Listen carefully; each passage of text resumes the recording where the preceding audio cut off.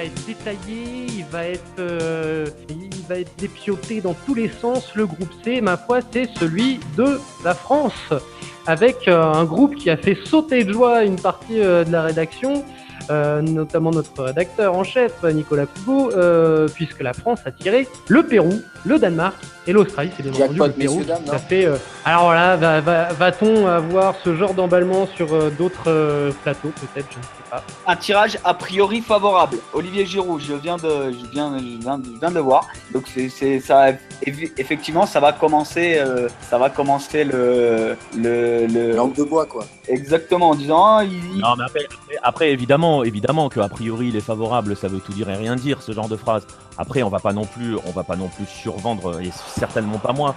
Alors, on en a déjà parlé en off, tous ensemble, à plusieurs. Je sais très bien par avance que le Pérou va être l'équipe de la hype à cette Coupe du Monde. Donc, je m'y prépare, machin. Il y a beaucoup de gens qui n'ont jamais vu jouer le Pérou, qui vont en faire l'équipe de la hype. On en a eu une à chaque Coupe du Monde. Je pense que le candidat numéro 1 cette année, c'est le Pérou. Après, évidemment que le groupe est franchement, a priori, à portée pour la France. Ah oui, mais très clairement. Mais voilà, après, on va pas non plus, je survendrai pas le Pérou non plus, mais je ne laisserai surtout pas passer le fait que le Pérou est un adversaire facile. Ça, clairement pas. Ah oui, non, mais c'est ce qu'il faut dire. Effectivement, c'est pas insurmontable le Pérou, mais si la France arrive les mains dans les poches en disant c'est easy, c'est le Pérou et ça fait 3 points, ils vont avoir une petite surprise ça peut leur faire tout.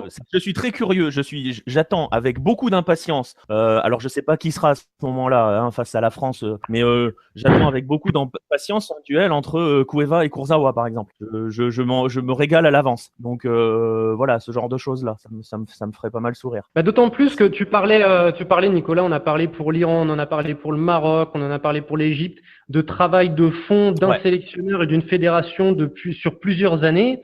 Là, pour le coup, voilà, le Pérou, ok, peut-être qu'en termes d'effectifs, de talent, et encore, je dis bien et encore, Pérou peut être qualifié d'équipe facile à battre, c'est sûr, mais en termes de travail et de cohésion de collectif, si on regarde ses dernières performances sur des Copa América, ou sur la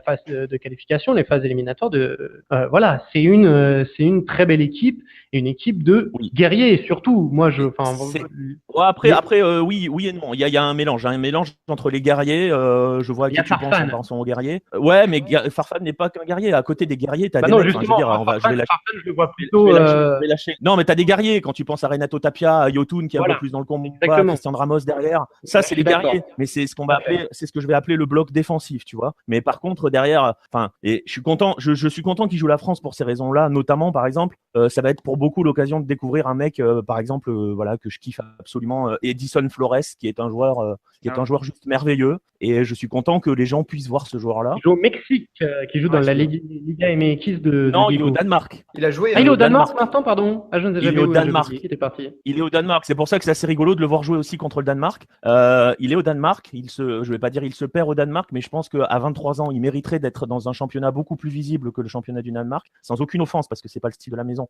contre le championnat du Danemark. Mais oui, tu disais le travail à long terme, et tu parlais des Copa América. On va faire un point tout simple. Les 3 dernières Copa América, le Pérou fait 3e, 4e. Voilà. Après, on prend ça, on dit ce qu'on veut. Il faut sortir en quart par. Ah non, pardon, oui, je me suis trompé. Sur la dernière, ils se font sortir par la Colombie sans perdre. En quart. Exactement. Pardon, je me suis trompé. Mais ils font 3e des 2 Copa América précédentes. 3e des Copa précédentes avec le buteur à chaque fois de la Copa, la personne de Paolo Guerrero. Et j'en profitais d'ailleurs parce que quand j'ai parlé de guerriers, tu me citais après que des joueurs défensifs. Pour moi, tu peux être un joueur offensif de grand talent et avoir un esprit guerrier, ce qui en l'occurrence est totalement le jeu de Paolo Guerrero. Sur Paolo Guerrero, Gareca a parlé à la télé colombienne avant le tirage au sort. On lui a posé la question de savoir s'il était confiant, s'il pensait qu'il allait être à la Coupe du Monde.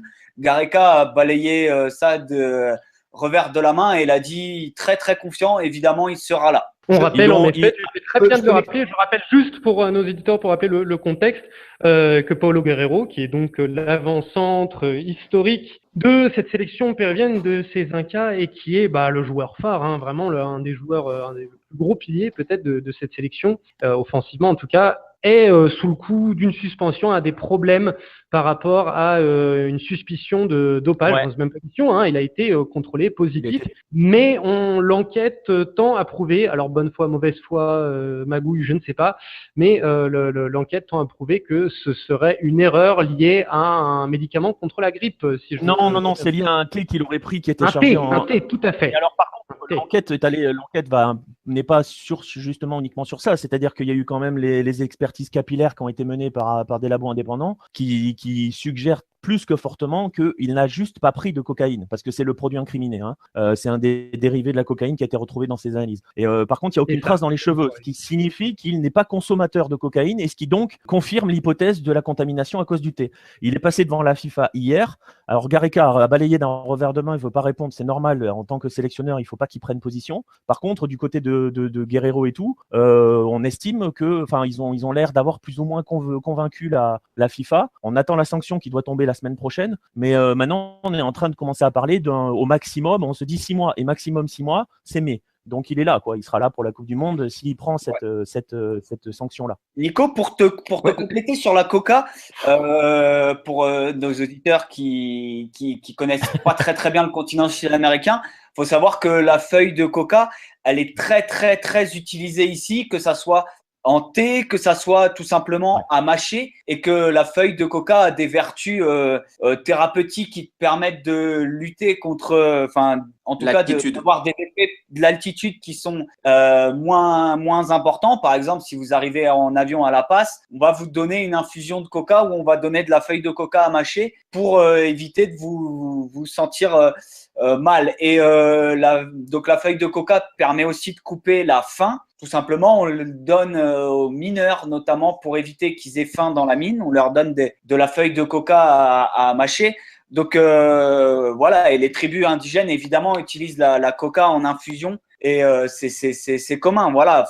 On va éviter de faire le parallèle entre la feuille de coca et la cocaïne qui est la drogue. Voilà, faut expliquer que la feuille de coca a plein de vertus thérapeutiques, qu'elle est très utilisée sur le continent. C'est tout à fait, c'est culturel.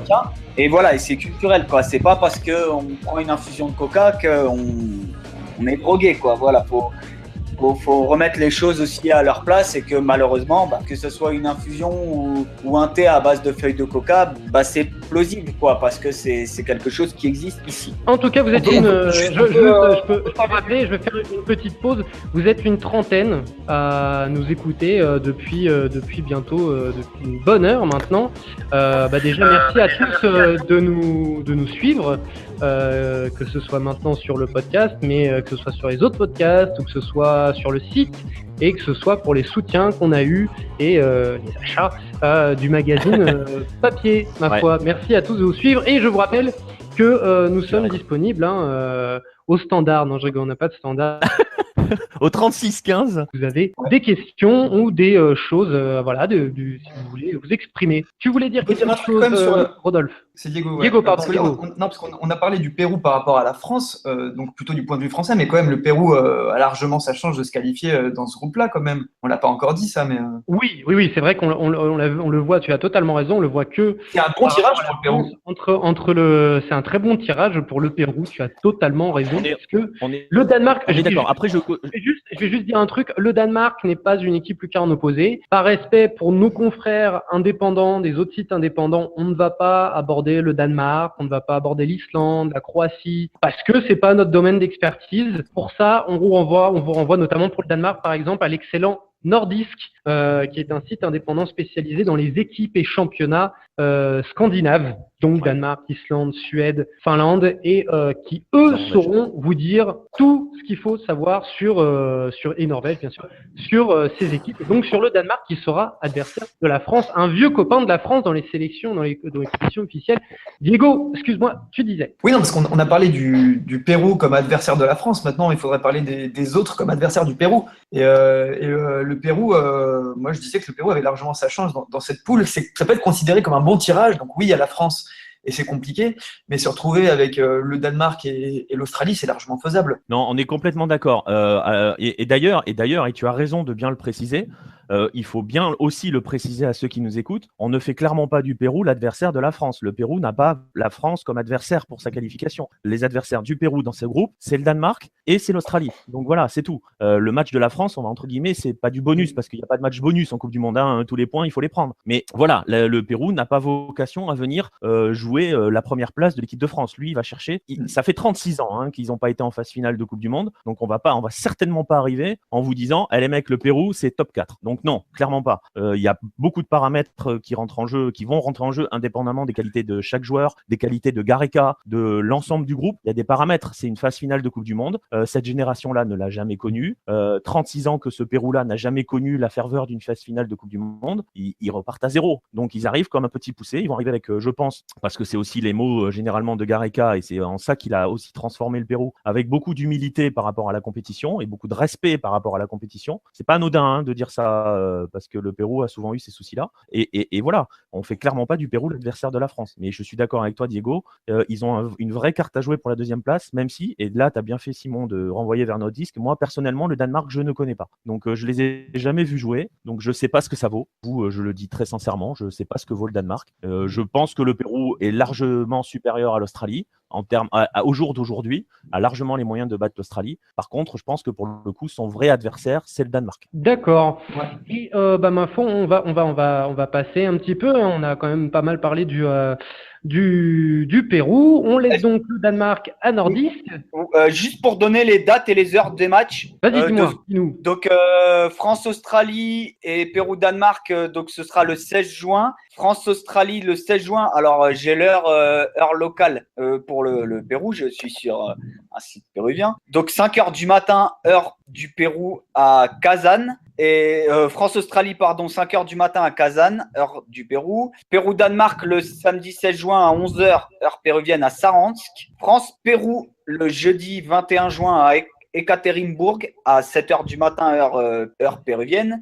Danemark-Australie le 21 juin à 10h, heure péruvienne à Samara. Danemark-France et Australie-Pérou le 26 juin à 9h. Donc, il faut rajouter 7 heures. Pour l'heure française, il faut rajouter 7 heures. Exactement.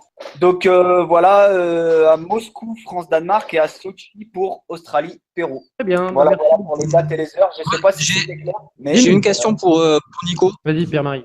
Est-ce que tu penses, Nico, qu'il va y avoir une forte marée péruvienne de supporters qui va déferler sur la Russie ou pas forcément, vu l'enthousiasme et l'ampleur qu'a pris leur qualification?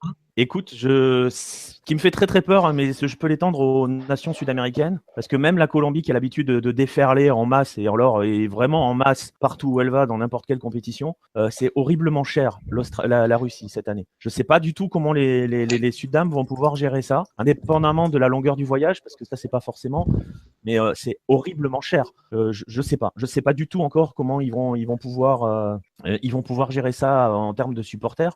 On parle d'un pays qui est pas les gens sont pas les plus riches du continent, donc j'avoue je m'interroge, mais cette interrogation on peut demander à Pierre pour la Colombie, peut-être un peu moins à Diego pour le Mexique parce que les Mexicains ont un petit quoique non c'est pareil. Je sais pas comment ils vont gérer les coûts astronomiques de cette Coupe du Monde. C'est vrai que c'est vrai qu'on en commence à en parler ici et on se dit que c'est très très très très très très cher. Voilà, après, j'imagine que le pays, les agences de voyage, elles vont, alors même si elles vont essayer de se faire des business. Alors, je vous coupe, il y a Peckerman, pardon, qui réagit en direct à la télé colombienne, donc j'écoute ce qu'il dit et je vous ferai le topo après.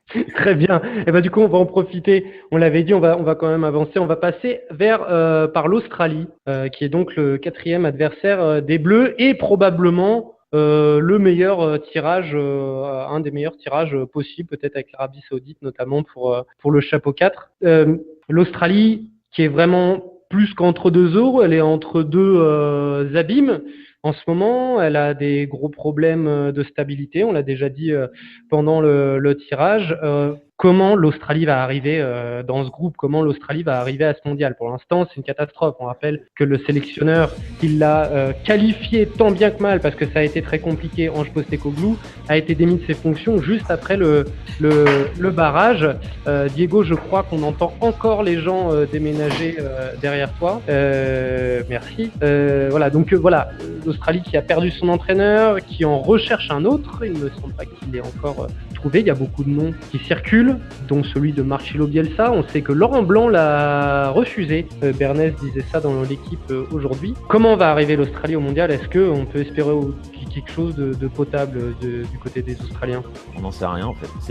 C'est terrible à dire ça. Je sais que c'est pas bien. Normalement, tu vois, quand tu te la joues, machin, t'es censé tout savoir, machin bidule. Le problème, c'est que l'Australie, on n'a pas eu de garantie pendant sa phase de qualification. On a vu de très belles choses pendant la Coupe des Confédérations. On a vu des choses moyennes, mais on a vu des choses intéressantes avec Postecoglou et sa fameuse défense à 3. Il était hyper ambitieux en termes de jeu qu'il voulait instiller à son équipe. Il n'a pas forcément les joueurs pour, parce qu'on a vu par moments que ça partait un petit peu en cacahuète, mais il n'empêche qu'ils étaient capables de mettre en place des choses intéressantes. Ils ont des joueurs très intéressants individuellement. Le souci, c'est que là, ils repartent à zéro. Il n'y a pas d'autre mot, ils repartent à zéro. Ils étaient un petit peu en chute depuis leur Coupe d'Asie qu'ils ont gagné depuis la Coupe d'Asie. C'était pas extraordinaire dans le jeu. Postecoglou essayait de faire des choses, mais là, du coup, on va repartir à zéro. Tu l'as dit, il y a des noms qui ont été évoqués. Je sais que je vais pas parler d'une hype, mais il y a deux hommes en Australie qui ont une bonne presse, c'est Graham Arnold, l'entraîneur de Sydney, et Joseph Gombau, qui était très bon boulot quand il était à Adélaïde. Gombau, c'est peut-être un petit peu plus dans l'esprit Postecoglou en termes comment dirais-je, d'ambition dans le jeu. Donc c'est peut-être un peu plus dans cet esprit-là. Par contre, s'ils vont vers Graham Arnold, on va partir sur autre chose de complètement différent. Et partir sur autre chose de complètement différent quand on est à 7 mois d'une Coupe du Monde... Ça reste très compliqué. L'Australie ne sait pas où elle va et voilà, c'est ce qu'on disait tout à l'heure, le seul atout qu'elle peut peut-être avoir, c'est le fait de justement arriver en étant sous-estimé par tous et n'avoir aucune pression et voilà, jouer tout simplement complètement libéré. C'est peut-être s'appuyer sur le fait qu'en phase finale, elle est toujours compétitive. Tout à fait. Et donc, ma foi, on a dit ce qu'il fallait dire. On va avancer, hein, mon Jérôme, mais tu es bien sûr le bienvenu pour commenter les autres groupes. Eh bien voilà, je pense qu'on a fait le tour pour ce groupe de la France avec un Pérou énigmatique, mystérieux, à l'image de ces Incas, un Danemark dont vous saurez tout en lisant les chroniques et les commentaires de Nordisk, du compte Nordisk. Et l'Australie qui est sûrement très probablement le petit pousset et l'équipe la moins à craindre de ce groupe. Je peux faire une petite remarque sur le Pérou, juste 30 secondes. Vas-y, Jérôme. Mais alors je ne sais pas ce qu'a dit Nicolas Cougo auparavant. Plein de bêtises. C'est une équipe voilà, j'imagine. C'est une équipe qui est très bien organisée pour les avoir vus sur les éliminatoires sur 3-4 matchs, évidemment, les deux principaux contre l'Uruguay, mais qui est limitée quand même. C'est-à-dire que si René... un peu comme le Costa Rica à la dernière Coupe du Monde, c'est-à-dire que quand ils vont tomber sur un cadre, c'est-à-dire une équipe qui potentiellement pourra aller en demi-finale, gagner, etc., ils n'arriveront pas à aller beaucoup plus loin. En attendant, c'est vrai qu'ils pourront faire peur. Si l'équipe de France, par exemple, n'arrive pas avec des certitudes dans le jeu, défensivement, dans l'organisation, dans ce cas-là, le Pérou peut très facilement les déranger. Oui, tout à fait. Ma foi, c'est un peu... Tu nous rejoins en tout cas sur les commentaires qu'on a eu sur le Pérou. Eh bien, ma foi, on va passer au groupe D. Attention, il y a un sketch qui est passé derrière toi. Attention, on va passer au groupe D. Et ça tombe bien parce que Rodolphe est avec nous. Greg, qui